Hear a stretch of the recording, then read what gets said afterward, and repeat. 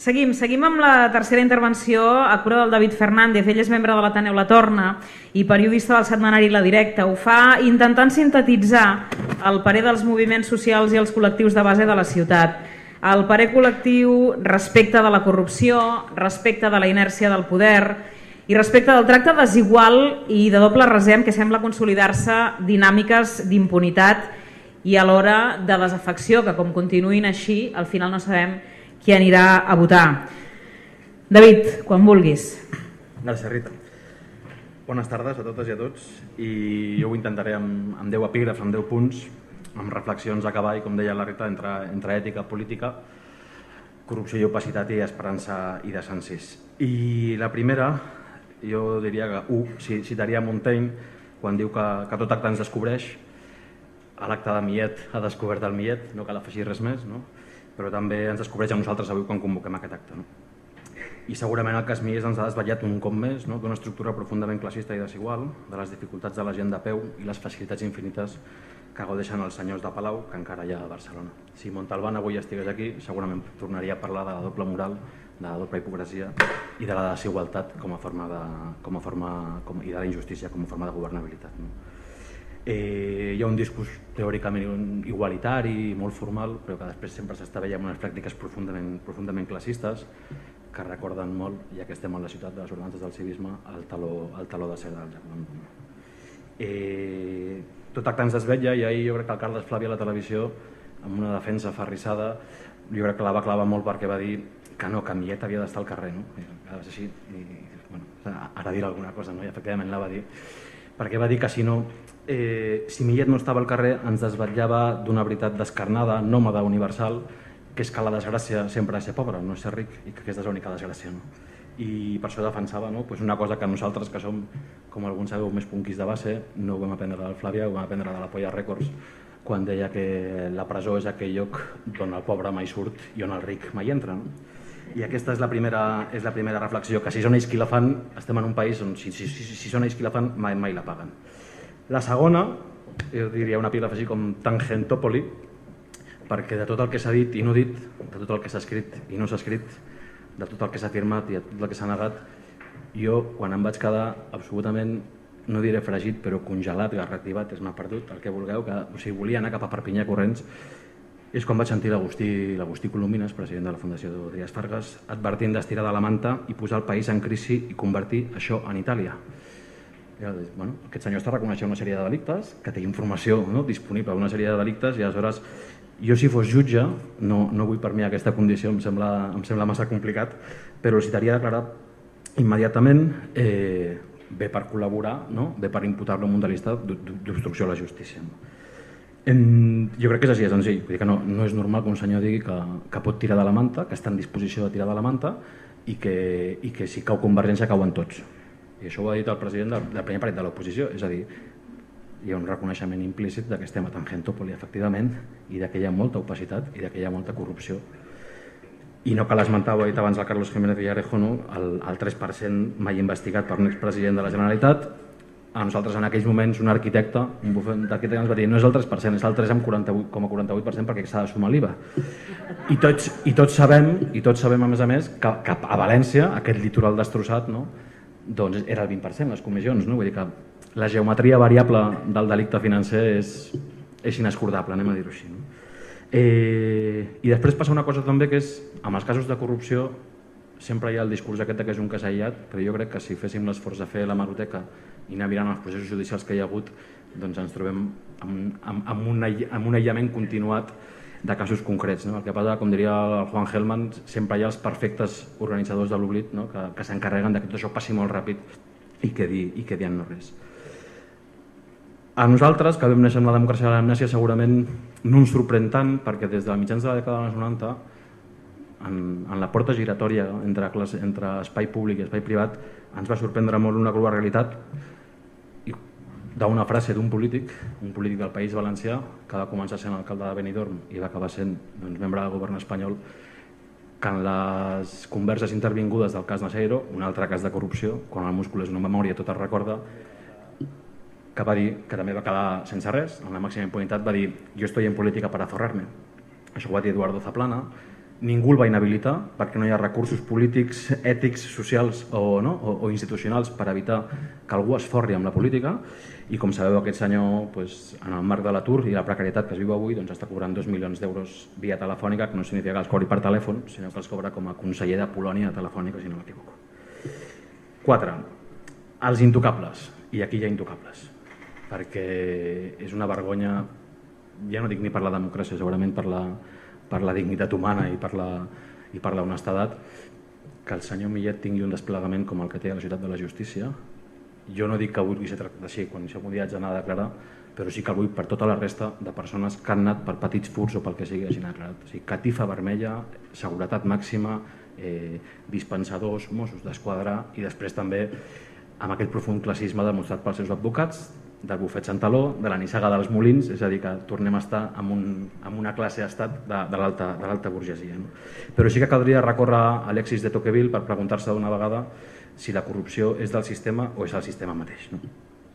I l'altra pregunta, i no és l'ombra de la sospita que ha denunciat el senyor Colomines, sinó és la certesa de que no hi ha mecanismes de transparència i que vivim sota una catifa que fa la sensació que està plena de merda, per dir-ho així.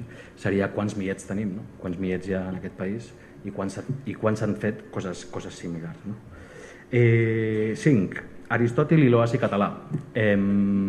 Aristòtil, no m'he tornat conservador de cop i ara faré cites polítiques d'un tio com Aristòtil, però deia que hi ha democràcia on manen els pobres, i aleshores si fem un sil·logisme, ja sé que és fàcil i senzill, no simple, si senzill, hauré d'afirmar que per mi no hi ha democràcia perquè en aquest país no manen ni els pobles ni els classes populars. Sobretot quan al carrer de fa 2 números jo crec que una editorial que es deia Barcelona negra i criminal i alertava també de la globalització del delicte de la ciutat, de la transnacionalització del delicte global, droga, tràfic de persones, xarxes d'explotació sexual, i ens trobem amb aquesta impotència de veure com podem humiliar en públic les treballadores sexuals del Raval de la Boqueria, i jo pregunto, i quantes mafies hem desarticulat? On estan els responsables? On estan les persones que cobren 50.000 euros a aquestes dones que venen de països empobrits? I estem en la mateixa desigualtat. 6. L'economia de gàngsters, i em refereixo a una cosa que ha dit també Carlos Jiménez Villarejo, que és la sensació, com a mínim col·lectiva, de la falta de recursos, i alhora, com a paradoxa, la celebració de que l'explosió de les noves tecnologies tinguin un doble ús. En el cas Gürtel i en el cas del Palau és un meravellós USB, la investigació màxima serà aquest USB on està tot, on estan totes les factures, tots els pagaments il·legals, totes les financiacions que ha quedat, però no per una acció política institucional d'investigació, no perquè hi hagi equips potents d'investigació que estiguin darrere aquestes coses. I això no deixa de sorprendre, com no deixa de sorprendre la figura aquesta de l'empenediment que des del juliol ens estan matxacant. Home, és molt fàcil que quan t'enxampen robant no t'empenedeixis, vull dir, el mèrit, quan t'han enxampat a toro pasado todos somos toreros, que diuen en castellà, però sí que hi ha un discurs molt hipòcrita. Igual d'hipòcrita, 7, Ovidi Montllor, la cançó de les balances, que és el que ens ensenyaven a nosaltres a la primera escola pública recuperada de la dictadura, ens deien allò que l'autoritat, no diré competent o incompetent, però que l'autoritat sempre es demostrava amb els forts davant dels febles i no a la inversa. I aquí el que es demostra últimament és que els forts tenen molta autoritat per fer contra els febles. Hi ha una mena també de llei del silenci que jo no sé, m'agradaria saber, com deia Carlos, que no entenc aquesta desigualtat. Jo, que una persona processada, imputada, declari als 3 mesos no em deixa de sorprendre. 3 mesos per preparar la declaració. Que no hi hagi mesures cautelars més enllà del passaport quan hem vist fotografia que estaven destruint pobres no em deixa de sorprendre. I sobretot no em deixa de sorprendre quan, si citem a la Concepció Arenal i diem que s'ha de compadir el delinqüent i odiar el delicte, quan pensem en la desolació del pres o de la presa que està als calabossos de la Ciutat de la Justícia per robar un meló, com deia la Maria, la terrible desigualtat que Millet no ha fet, ni l'hem vist detingut, ni l'hem vist... Tot ha sigut pel seu propi peu, amb els seus cotxes, i amb una campanya també, com referia molt bé l'altre dia l'Albert Martínez, en una crònica de premsa de com havia sigut la declaració, perfectament orquestrada, en gabinet de premsa, tot estava molt ben muntat. Què més? 8. Tot acte ens descobreix, i jo crec que això és un acte de conjura segurament, i segurament ja que han fallat els controls públics institucionals, doncs ho haurem de fer nosaltres, i jo em felicito com a ciutadà de que la FAP tiri endavant amb això. Recordo també en la memòria que un episodi sinistre de la democràcia a l'estat espanyol, com van ser els GAL, només es van poder tirar endavant gràcies a una acció popular molt potent que cada vegada que es volia donar carpetada deia no, això no es tira carpetada perquè hi ha això i això i això. I avui, de les poques coses, dels grans delictes que jo conegui que hi ha hagut finalment una justiciabilitat, és a dir, que qui l'ha fet l'ha pagat, és en el cas d'una expropiació a Rafael Vera pel tema dels fons reservats, però no conec cap més. Conec que De La Rosa, no, per dir una cosa, va sortir mare dels 3 mesos. No? Aleshores, Félix Millet ha robat com a mínim va estar un temps, però va sortir, vaig a fer la comparativa, va estar un temps, però va sortir amb un tercer grau per qüestions de salut, de depressió. El general Rodríguez Galindo, condemnat a 75 anys per assassinat, va estar 3 anys a la presó i va sortir per una qüestió de salut. Félix Millet ha fet això, està en llibertat provisional. Jo particularment no crec en la presó ni en cultures punitives, però sí que em sorprèn que Félix Millet ha robat 12 milions d'euros i avui hi ha un pres que porta 23 anys empresonat, que és Amadeu Caselles, que robava bancs, el 77, no? Que està fent, avui és el dia 100, que està en vaga de fam i no hi ha cap tipus de tracte humanitari ni de consideració per una persona que està arribant al final de la seva vida i vol recuperar la llibertat. No? I torna a ser una mostra de la severa desigualtat que funciona en la nostra societat. Al final l'alternativa som nosaltres mateixos, i jo crec que l'única alternativa és insistir en nosaltres mateixos, per això estem avui aquí, i sí que crec que hi ha una lliçó universal de la lluita per drets civils als Estats Units a la comunitat afroamericana, que era la contradicció entre l'exigència o la indolència, no? Perquè al final el problema no és el que fa una minoria cruel, particularment poderosa, particularment rica, sinó el que fem la resta, el que fem la majoria. I és aquesta acció de la majoria el que pot o no decantar el futur comunitari i el futur col·lectiu. I me'n vaig a la Presi, que és la Eva Fernández, que fa molt temps que diu que vindran temps pitjors, o que estàvem dient vindran temps pitjors, i l'Eva diu no ens hem donat compte que ja estem en els temps pitjors. No? I jo crec que tot aquest clima de tangentòpolis, de corrupció, etc., al final el que està provocant és una nova forma de governabilitat que és a través del desencís i de la passotisme i de no creure en res. I Berlusconi és un model de com s'està convertint la democràcia a una òpera bufa on tot és mentida i res serveix. Aquest és el repte que... Pareu. Li falta el 10, eh? No, el 9. El 9 perquè com a part de ser punky també soc hip-hopero. I hi ha molta cultura, hi ha una cultura de Palau, però hi ha molta cultura popular a aquest país, hi ha molta cultura de base.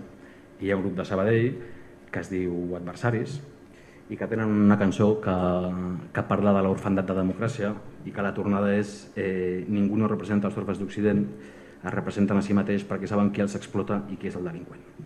Fins que les coses no canviïn ens haurem de representar nosaltres mateixes, segurament, i els adversaris amb molta cura i amb molt encert també deien que ens caldrà tota la força, ens caldrà tota la intel·ligència i ens caldrà tot l'entusiasme, o no ens en sortirem. Acabo amb la 10, que és sobre la màfia. És complicat el terme, però jo com vaig pensar, la màfia. Tot país té una màfia. El fiscal anticorrupció, el 2001, quan parlava de la trama d'Esgal, deia que tenia l'estructura del silenci d'una màfia. Jo estic convençut que avui aquí hi ha silencis de màfia, hi ha el silenci i hi ha omertàs. Però em vull recordar, ja que us veig a vosaltres, em vull recordar de l'enterrament del jutge Falcone a Itàlia, el 1992, perquè quan la gent anònima, la col·lectivitat, l'estava acomiadant i va entrar la classe política en C i la classe dominant en C, veus anònimes a crits van començar a cridar fora la màfia, fora la màfia, fora la màfia, i es van fer fora de l'església. No? Ho dic perquè abans de morir de por, de silenci o de fàstic, el que es tracta és no morir sobretot de vergonya. I acabo, i ja que parlem de l'oxímoron de veure entrar un ric a la presó, i si el sistema és això, tornaré a un pres, ja que el tema de la presó ha sigut recurrent aquests dies, que és Mumia Abu Jamal, que és un pres afroamericà que porta 25 anys al corredor de la mort i que diu que hi ha qui diu que és una bogeria resistir-se al sistema, però si això és el sistema, el que és una bogeria és no fer-ho. Suposo que per això estem aquí, conjurant-nos contra el terrorisme del diner que tot ho podreix, conjurant-nos en el nostre nom i en les nostres esperances, perquè no ens calen bitllets ni bitllets per ser lliures. Més aviat, tot el contrari. Gràcies.